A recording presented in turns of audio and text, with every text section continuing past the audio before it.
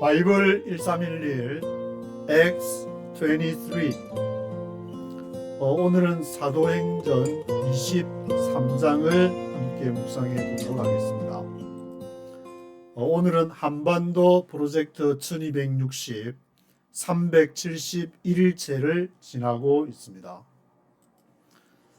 사도행전 23장은 제가 묵상해 보면서 굉장히 흥미롭고 재밌다, 그런 걸 저는 느끼는데, 사람마다 물론 바이블을 뭐 재밌다고 읽는 건 아니지만 어떤 부분이 재미있었냐면은 1절에서 10절에 보시면 이제 사두개인과 바리새인이 요 앞장에 사도행전 22장에서 예루살렘에 이제 체포된 그런 죽을 고비를 넘기면서 바울이 일장 연설을 히브리어로 아람어로 이렇게 하는 내용이 기록이 되어 있는데, 그것을 듣는 사람들이 사두개인과 바리새인들 있는 것을 보고 그 사도 바울이 자기는 바리새인이다, 바리새인의 아들이다, 그렇게 얘기를 하게 됩니다. 그렇게 얘기하니까 이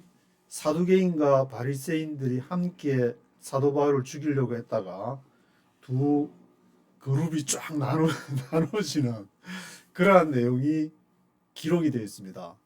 그래서 왜 그러냐면은 바리새인들은 부활과 천사와 영이 있다고 믿는데, 사두개인들은 부활도 없고 천사도 없고 영도 없다.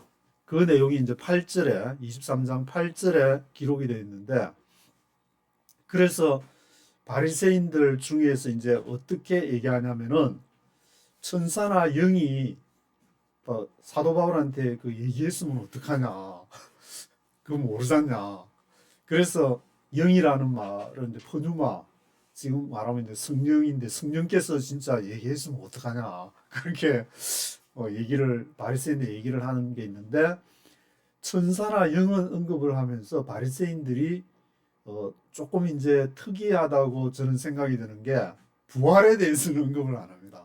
그래서 그렇다면은 우리가 생각할 수 있는 게, 바리새인들이 부활도 있고 천사도 있고 영도 있고 그 믿음이 바울하고 바리새인하고 같으면은 왜 바리새인들은 바울을 죽이려고 했을까? 근데 그 어긋난 부분이 바로 부활에 대한 부분이 아니었을까? 저는 그런 생각이 들었는데, 왜냐하면은 바리새인들이 믿고 있는 부활은 이제 그 마지막에 다 부활된다는, 물론 부활도 이제 그 플라톤의 영원 불멸설을 믿는 그런 부활이 있지만, 그거는 성경적인 게 아닌 것 같고, 이 바리새인들이 믿는 부활은 어, 영원히 산다는 것보다는 마지막 날에 이제 다 한다는 그 내용이 구약에 있으니까, 그 예언서나 그런 것을 통해서 그 시편과 예언서, 모세오경, 바리새인들은 그걸 다 믿고, 사두개인들은 이제 모세오경의 절대적인 어떤 신앙을 가지고 있고, 사두개인들은 모세오경을 통해서 그 당시에 이제 모세가 광야에서 있었던 태브나클,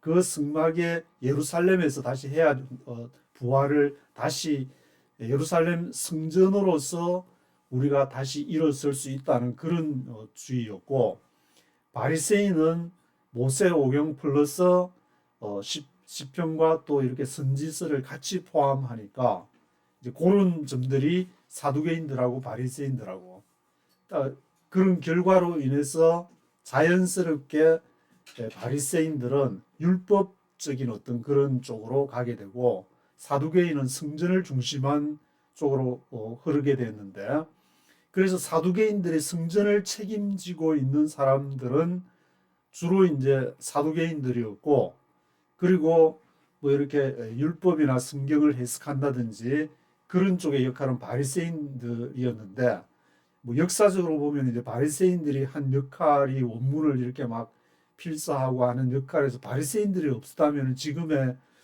구약 성경이 있었을까 할 정도로 굉장히 지대한 역할을 했음에도 예수님한테 이제 신나게 욕먹고 그런 그런 내용을 볼 수 있는데 여기 이 바울이 얘기한 나는 바리새인이고 바리새인의 아들이다. 그렇게 얘기를 해서 바리새인과 바울이 일치되는 부분이 있었지만 그렇지만 바리새인은 바울을 죽이려고 했다. 그러면 의문점이 드는 게 왜 바리새인은 자신들의 신앙하고 같은데도 바울을 죽이려고 했을까 보면은 부활에 대한 그런 것을 받아들일 수 없었기 때문에. 그래서 결국에 바울이 전하고자 하는 것은 바울의 복음은 예수의 부활이었고 예수님은 이미 부활했다는 그 예수를 믿고 있는데 그 예수는 복음서에도 있듯이 내가 곧 부활이요 생명이니 예수님이 곧 부활이고 생명이다. 그래서 바울은 고린도 교회 1년 6개월, 에베소 교회 2년 동안 두란노 서원에서 그 예수의 부활을 바리새인들이나 또는 이방인들의 이제 헬레니즘에 물든 이방인들의 어떤 사고 속에 지금 예수님을 믿으면은 그 부활이 지금 우리가 살아서 누릴 수 있다. 그 부활에 참여할 수 있다. 물론 이제 바리새인의 그러한 신앙도 이렇게 부정하는 것은 아니었겠지만 그 예수가 이미 부활했다는 것을 바리새인들이 받아들일 수가 없었기 때문에 결국 바울을 죽이려고 했던 것이 아닌가. 좀 이걸 읽으면서 묵상을 하니까 좀 그런 생각이 들면서 이 사두개인들과 바리새인들을 통해서 한국 교회를 바라보는 어떤 창이 될 수도 있을 것이다. 그런 어떤 생각을 해보게 됩니다. 그래서 여기 이제 뭐 사도행전 23장의 내용은 1절부터 10절까지는 사두개인과 이제 바리새인 그 속에서 바울이 자기는 바리새인이라고 하는 내용이 있고 그 이후에 바울을 죽이기 전에는 먹지도 마시지도 않겠다고 한 40여 명의 이제 바울 암살단에 대한 그 얘기가 또 21절까지 그 얘기를 이제 바울의 생질로부터 듣고 천부장이 백부장한테 얘기를 해가지고 바울을 구출하려는 계획. 보병하고 창병 200명, 400명에다가 또 마병까지 이렇게 해서 가이사라까지 이렇게 벨릭스 총독까지 인도하는 그런 내용이 있습니다.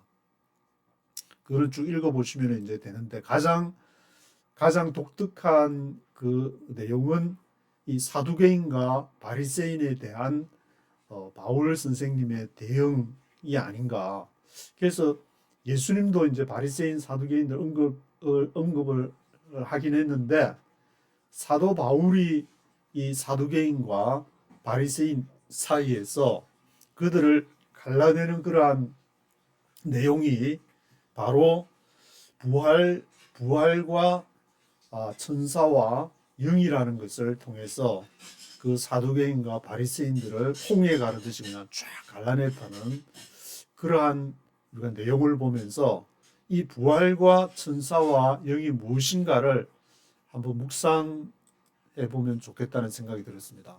그래서 부활은 보시면은 이제 아나스타시스의 목적격으로 지금 쓰였다 그러는데 이 지금 말하는 그 여기 사도행전 23장 8절에 있는 부활, 천사, 영 할 때 그래서 이 부활은 단순히 영혼이 불멸한다는 개념을 넘어서 죽은 몸이 이제 마지막 종말에 다시 살아나서 바로 서는 것을 의미한다고 그렇게 얘기를 하고 있습니다. 그리고 천사는 이제 우리가 안겔로스에서 유래를 했는데 메신저로서 어떤 하나님이 있고 인간이 있으면 그 사이에 중간자 역할을 하는 것으로서 안겔로스 천사를 얘기하는데 이 천사는 사두개인들이 그렇게 믿는 모세오경에도 등장을 하는데 왜 그러면 사두개인들은 모세오경에 천사가 등장함에도 불구하고 왜 바리새인들하고 다른 견해를 천사도 없다고 그렇게 하냐면은 바리새인들이 이제 이 천사를 굉장히 그 자신들의 전통이나 유전에서 이렇게 좀 해가지고 막 천사의 계급부터 해가지고 복잡하게 하니까 복잡한 거 싫어해가지고 아마 그 사두개인들은 바리새인들이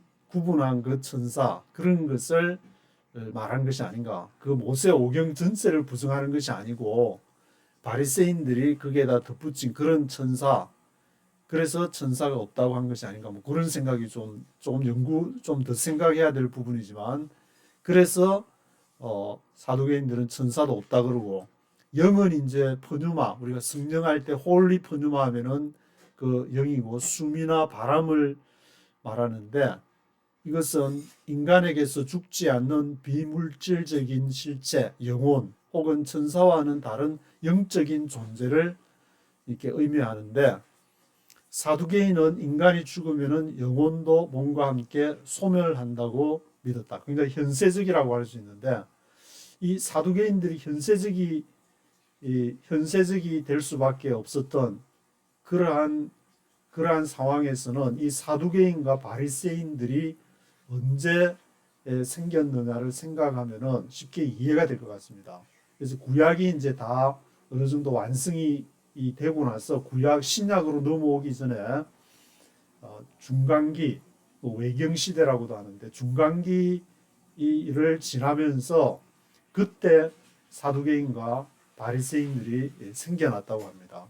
그래서 사두개인은 이제 사독 제사장 계열에서 쭉 이렇게 이어져 내려오게 되는데, 마카비 혁명을 지나면서 그 이전부터 이렇게 성전을 중심에서 우리는 다시 일어서야 된다. 그 이전에 이미 이제 바벨론을 통해서 BC 586년에 남쪽 유다가 다 북쪽 이스라엘은 이미 멸망하고 남쪽 유다도 멸망을 한 이후로 또 에스라 느헤미야가 와서 새롭게 성전을 이렇게 회복하려고 했지만, 그것이 이제 지지부진한 가운데 시간이 굉장히 많이 지난 그런 상황 속에서 중간기를 거치면서 거기서 성전을 중심에서 우리가 다시 일어서야 된다는 그 세력들이 사두개인이었고, 또 그 반면에 성전을 물론 강조를 했겠지만 율법을 통해서 다시 일어서야 된다고 주장했던 그런 그룹들이 바리새인이라고 볼 수 있을 것 같습니다.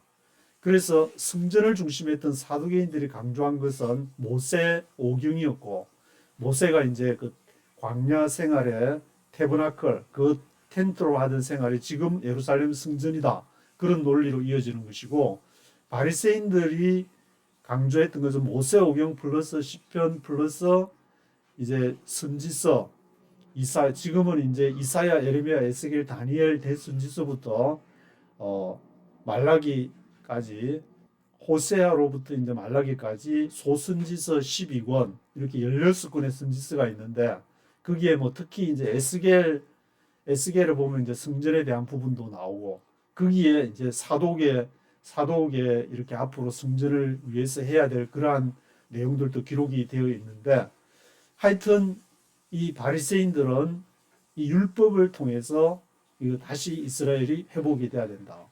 그런 것에서 이제 서로 나누어지는, 그러다 보니까 선지서에 있는 부활과 천사와 영예에 대한 것을 믿게 되고 강조하게 되는. 그런데 사두개인들은 이렇게 현실적인 어떤 성전을 강조하는, 그래서 막 이렇게 부활이나 천사나 영을 믿게 되면은, 그거 믿게 되면 또 현실적으로 이렇게 집중하기가 힘드니까 아마 그렇게 된 것이 아닌가, 뭐 그런 생각도 들기도 하는데, 그건 앞으로 더 성경을 묵상해 가면서 봐야 될 그런 부분인데, 뭐 하여튼 이렇게 그 사두개인과 바리새인들 사이에, 그 사이를 비집고 바울 선생님께서 이 사이에 이제 들어가게 됐는데, 거기서 바리새인들과 바울의 부활의 그러한 신앙은 좀 달랐다.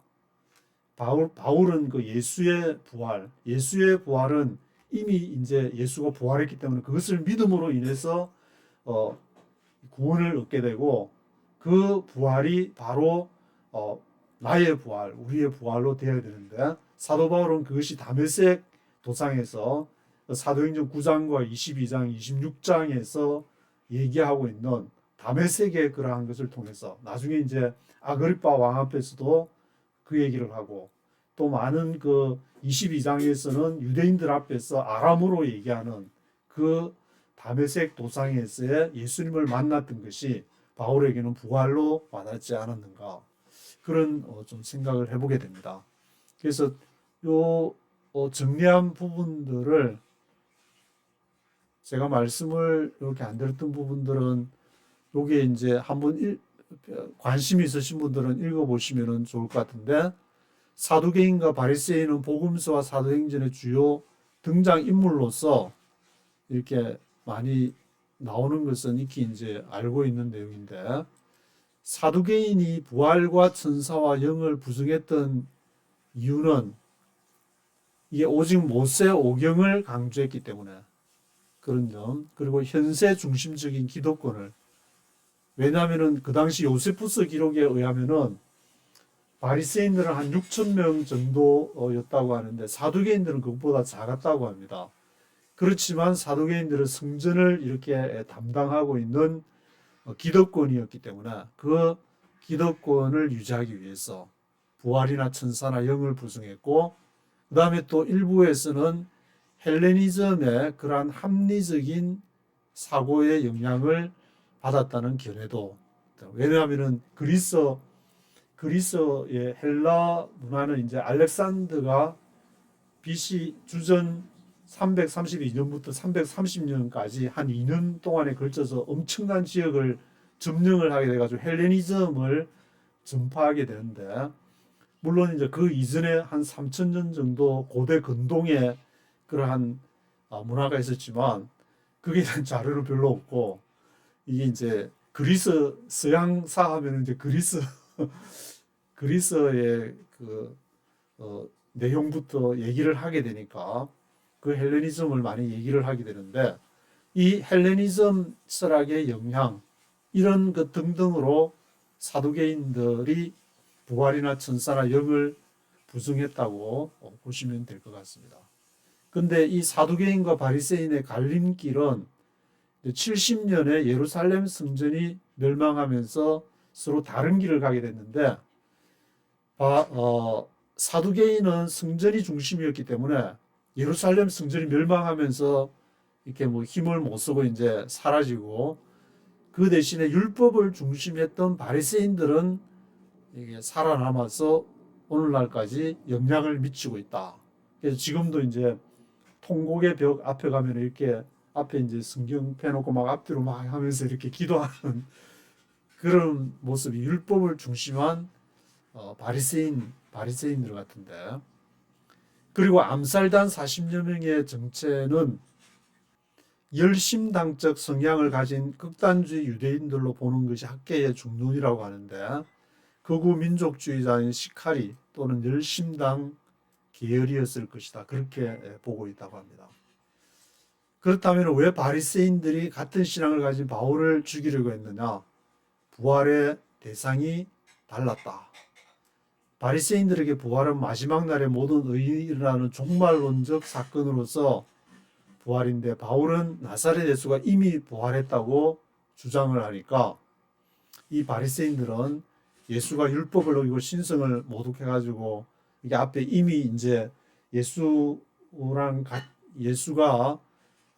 십자가에 못 박은 것이 이제 대제사장과 바리새인들이 다 포함되는 사람들이기 때문에 그가 부활을 했다는 바울의 메시지를 도저히 받아들일 수 없는 그런 상황이었고 또 이방인들에 대한 바울의 그 태도를 통해서 바울을 받아들일 수 없었다. 왜냐하면은 바리새인들의 핵심 가치는 분리, separation이었는데 할례를 통한 선민의식. 바울은 이방인들도 할례 없이 오직 믿음으로 구원을 얻는다고 가르치고 있으니까 자신들이 평생 목숨을 걸고 지켜온 유대인의 정체성을 허무는 행위로 바울은 그들에게 민족의 배신자, 율법의 파괴자 이런 걸로 인식이 되었고 또 성전 모독을 한 혐의가 있기 때문에 바리새인들도 이제 사두개인만큼은 못하지만 성전을 중요하게 여겼기 때문에 바울이 체포된 것은 예루살렘에 오면서 성전을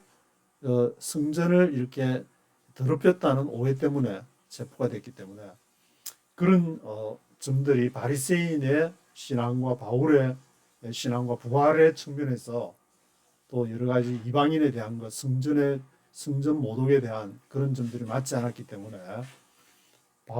바리새인과 사두개인은 바울을 죽이는데 가담할 수밖에 없었다. 그런 내용을 볼 수 있을 것 같습니다. 그래서 사도행전 23장은 이 바울이 어떻게 사두개인과 바리새인들 사이에 왜 바리새인의 편을 들면서 자신은 바리새인의 아들이다 라고 했는지 그것을 가만히 묵상해 보면은 인공지능으로 또 이렇게 질문을 던져 보면은 여기에서 중요한 포인트를 발견할 수 있지 않을까 그런 생각이 좀 들어서 말씀을 드립니다. 그래서 요 1절부터 네이티브 스피커의 그런 점들 바리새인과 사두개인과 바리새인 그리고 부활과 천사와 영에 대한 문제 바울이 왜 거기에 끼어들어서 했고 또 왜 이렇게 벨릭스 총독에게까지 가서 그것을 재판을 이렇게 계속 연기를 하면서 로마까지 가게 됐는지 그런 점들을 이렇게 쭉 사두개인과 바리새인들 그런 백그라운드를 생각하시면서 읽으면은 더 잘 이렇게 말씀이 와닿지 않을까 그런 좀 생각이 들게 됩니다. 네이티브 스피커 목소리로 한번 쭉 들어보시겠습니다.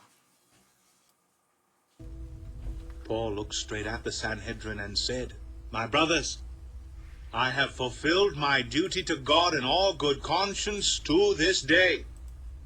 At this, the high priest Ananias ordered those standing near Paul to strike him on the mouth.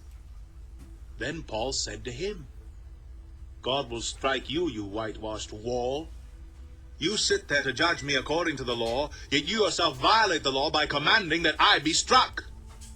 Those who were standing near Paul said, You dare to insult God's high priest? Paul replied, Brothers, I did not realize that he was the high priest, for it is written, Do not speak evil about the ruler of your people. Then Paul, knowing that some of them were Sadducees, and the others Pharisees, called out in the Sanhedrin, My brothers, I am a Pharisee, the son of a Pharisee. I stand on trial because of my hope in the resurrection of the dead. When he said this, a dispute broke out between the Pharisees and the Sadducees, and the assembly was divided. The Sadducees say that there is no resurrection, and that there are neither angels nor spirits, but the Pharisees acknowledge them all. There was a great uproar, and some of the teachers of the law who were Pharisees stood up and argued vigorously. We find nothing wrong with this man, they said. What if a spirit or an angel has spoken to him? The dispute became so violent that the commander was afraid Paul would be torn to pieces by them. He ordered the troops to go down and take him away from them by force and bring him into the barracks. The following night, the Lord stood near Paul and said, Take courage. As you have testified about me in Jerusalem, so you must also testify in Rome.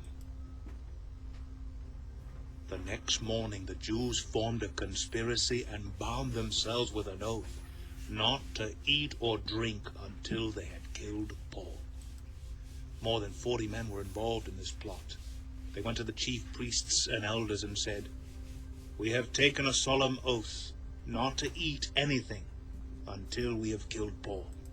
Now then, you and the Sanhedrin petitioned the commander to bring him before you on the pretext of wanting more accurate information about his case. We are ready to kill him before he gets here. But when the son of Paul's sister heard of this plot, he went into the barracks and told Paul. Then Paul called one of the centurions and said, "Take this young man to the commander. He has something to tell him." So he took him to the commander.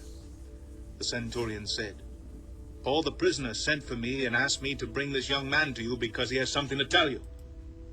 The commander took the young man by the hand, drew him aside and asked, "What is it you want to tell me?" He said, "The Jews have agreed to ask you to bring Paul before the Sanhedrin tomorrow on the pretext of wanting more accurate information about him. Don't give in to them, because more than 40 of them are waiting in ambush for him.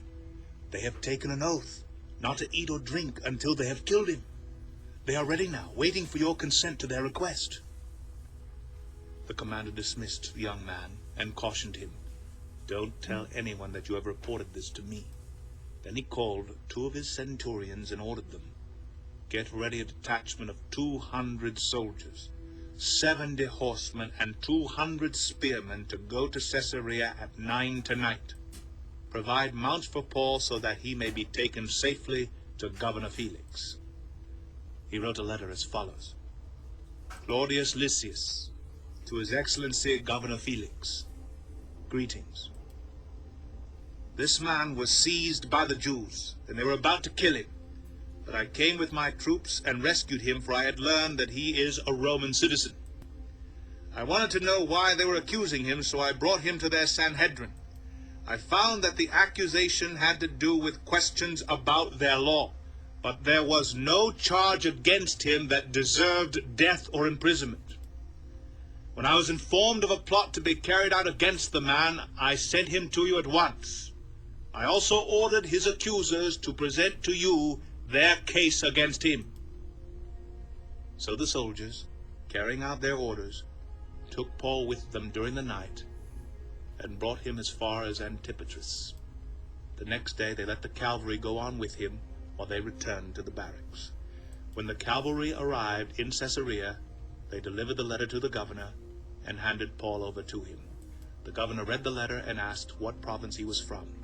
Learning that he was from Cilicia, he said, "I will hear your case when your accusers get here." Then he ordered that Paul be kept under guard in Herod's palace.